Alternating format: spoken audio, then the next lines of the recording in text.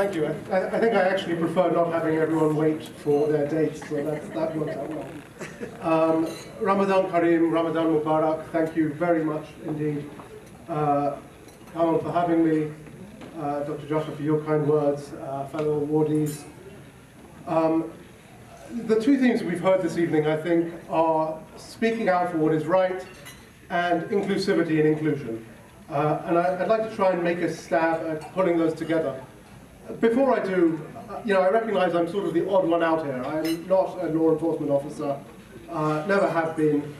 I've certainly worked very closely with the law enforcement community, both in my overseas roles, worked very closely with the Iraqi police, what a toll they took during our adventures in the Middle East, and with a lot of American police trainers who are out there bringing the expertise from this nation in terms of forensics, in terms of investigations, and so I want to attribute those folks as well, with the Palestinian police and the very difficult situation they are in, and in my most recent role in the State Department Bureau of Political Military Affairs, alongside FBI, the Department of Commerce, Commerce Enforcement Agency, and others looking at export compliance.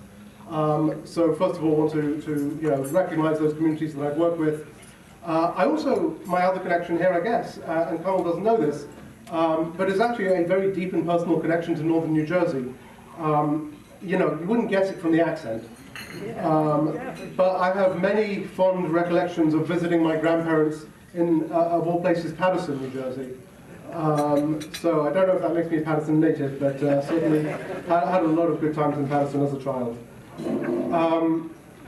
What I would say, based on all of that, is that I'm aware of the challenges that we face, both as civil servants in government, as I was, and as law enforcement officers, that very often you find that there is a tension between the politics and the process, between the politics and the policies.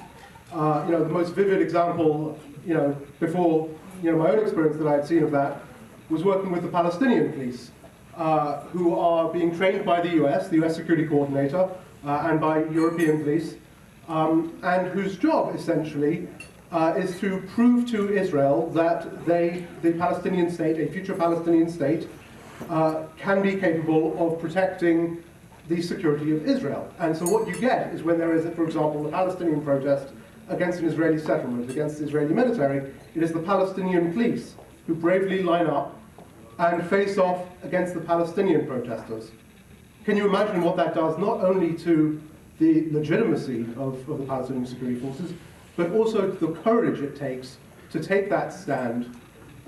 It's something very significant, and the impact it has on community relations.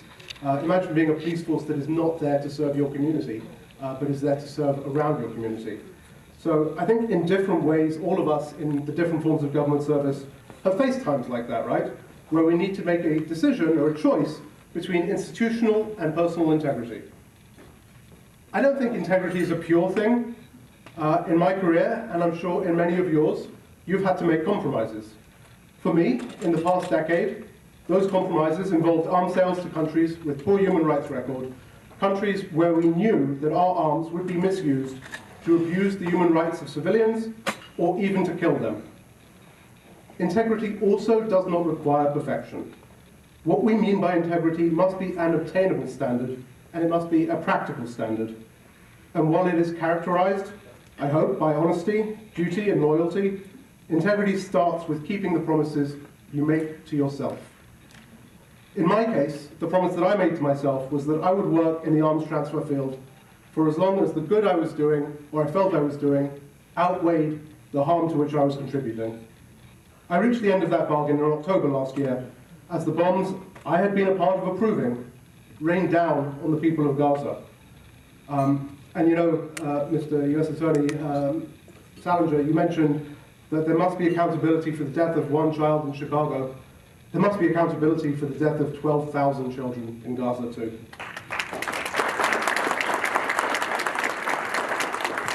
And let me finish by saying this. When I left government, I left fearing being isolated. I didn't think that many of my friends would talk to me. I thought I'd be an outcast in Washington, D.C. and that I'd be out on a limb. I thought my plan was to go back into the security sector reform world and find some job in some random country where no one would know me and I could continue to work with security forces, as I enjoy doing. But the opposite has been true. Within 2 days of my resignation, I was welcomed into a circle of former US officials, many of them previously high-ranking, who have resigned from government over the course of the past 25 years over policy disagreements they had. And since then, the circle has only continued to broaden, including, Kamal, your warm welcome here this evening in this iftar. So all I can say is I'm grateful for this kind recognition and for what it says, not about my own resignation, but what it says about the impacts of any principled and reasonable stance. It is never too late to do what is right, and when you do what is right, know that there is a community out there, myself included from now, who will support you. Thank you. Ramadan Kareem. Thank you.